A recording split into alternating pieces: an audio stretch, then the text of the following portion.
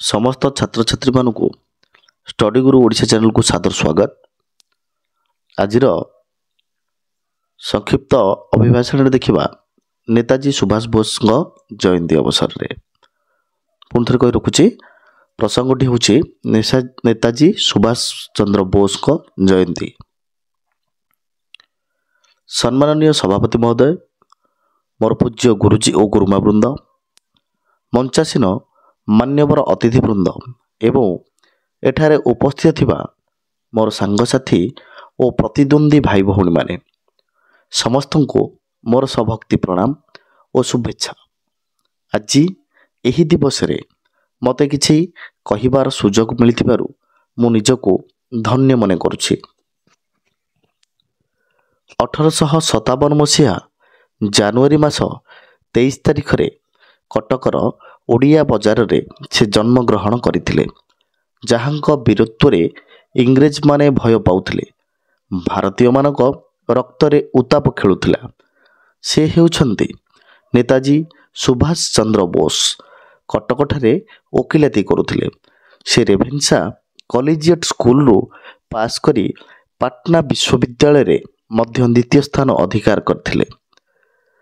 कलिकतार presidency college रे BA पास करी पितांक निर्देश रे आईसीएस परीक्षा पई सुभाष बोस बिलात यात्रा करथिले।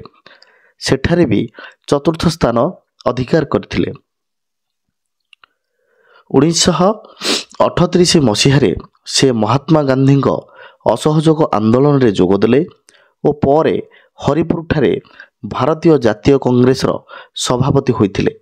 से चाहूथिले अस्त्रर जवाब अस्त्र रे देबा पई, मात्र गांधी रक्तपात चाहू नथिले। एनेई दुहिंक मतरे मतपार्थक्य घटिला। 1936 रे द्वितीय थर सुभाष कांग्रेसर सभापति होइथिले मध्य एही पदरु इस्तीफा देले।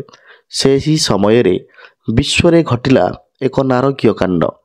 अमेरिका जापान रो हिरोशिमा उपरे परमाणु बोमा पकाइबा फलरे आजाद हिंद फौज को साहाय्य बंद हो गला। इंग्रेज सेना एहार प्रबल प्रतिरोध कले। 1945 मसीहा अगस्ट 18 तारिख रे से एक विमान रे रूस जाउथिबा बेले विमानटी दुर्घटनाग्रस्त हेबारु तांकर मृत्यु होइथिबार अनुमान करा जाय। एही शोक संवाद अगणित भारतीयଙ୍କ मनरे दुखर कला बादल खेलाई देइथिला।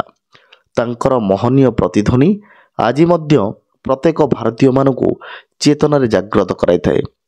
मु एतिकी कही मोर वक्तव्य शेष करुछि। जय हिंद।